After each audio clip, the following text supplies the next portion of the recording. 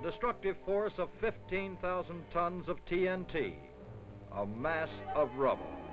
Yet, less than a mile from ground zero, a human being in a shelter should have survived.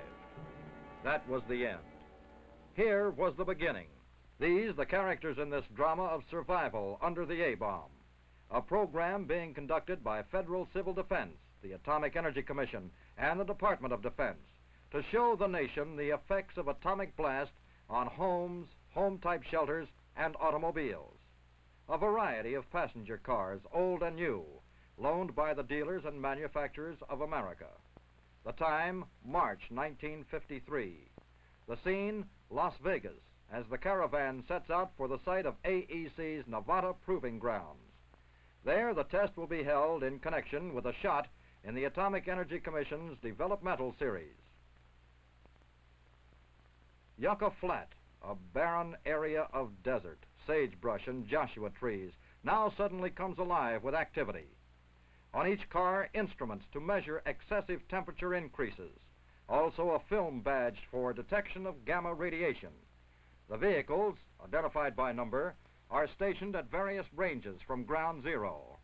Into each car go these lifelike department store manikins, donated by private sources to help determine the effect of atomic blast. And here, one of the two typical American frame dwellings to be tested. This one, 7,500 feet from ground zero. Each home is to reveal effects of atomic blast only. Indoors are no utilities that might cause fire. Venetian blinds on windows facing the blast help keep out heat flash. They are not supposed to resist blast. Within the house, scenes typical of the American family at home. First floor living room, first floor dining room. Children at play, unaware of approaching disaster. A sick bed upstairs. Yes, a family unprepared, without this simple box-type shelter shown here in a model. In such a shelter, a family has prepared and awaits the bomb, soon to explode from this 300-foot tower nearly a mile and a half away. House number 1, 3,500 feet from ground zero. 1,450 feet away, this outdoor shelter of reinforced concrete. Entrances to other outdoor shelters to be tested. Here, a model provides an interior view of a basement exit type home shelter. One of these was only 1,250 feet from ground zero. Meanwhile, at Las Vegas, newsmen and photographers arrive from all over the nation to cover an event that has a direct bearing on the welfare of every American family.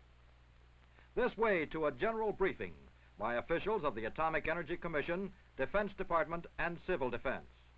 Then out to Yucca Flat. Here, just before dawn, for the first time in our history, American homes will be exposed to atomic blast. Arriving are civil defense observers, representatives of all the nation's news media. Today, Main Street of every American city and town.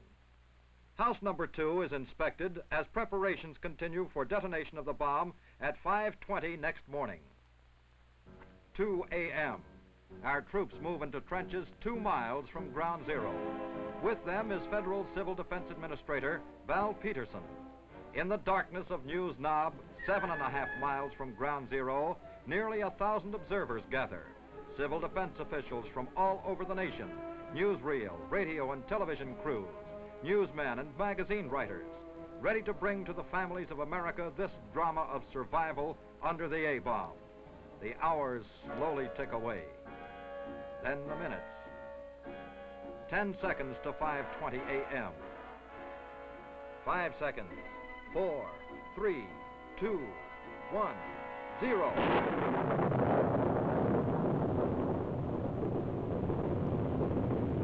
House number 1 as the blast hits it. On News Knob, civil defense observers witness effects of the blast and the tremendous glare of the fireball.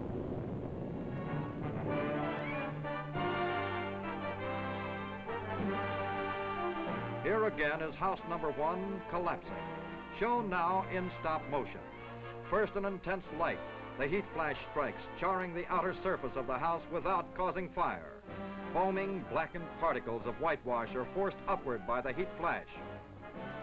In the right corner of the screen, smoke rises from the wooden base of the metal floodlight pole. The scene darkens as the blast wave brings heavy clouds of dust. The forward part of the roof is snapped upward like a lid, crashing into the rear yard. Now the blast wave gets inside and the house, under tremendous pressure, blows apart. Remember, what you have seen here in detail happened in just 2 1/3 seconds. Within minutes after the blast, our troops move into no man's land as part of their own test exercise. Civil defense teams could have moved in just as quickly to rescue the injured. In the cold light of dawn, television cameras on News Knob make the threat of the mushroom cloud a dark reality in homes across the nation. First to arrive from the forward area is Federal Civil Defense Administrator Val Peterson. Escorted to News Knob, the top FCDA official reports his experience. In the trench with our troops only 2 miles from ground zero, he suffered no effects from blast, heat, or radiation. Information about test results is given by Dr. Alvin C. Graves, Atomic Energy Commission Test Director.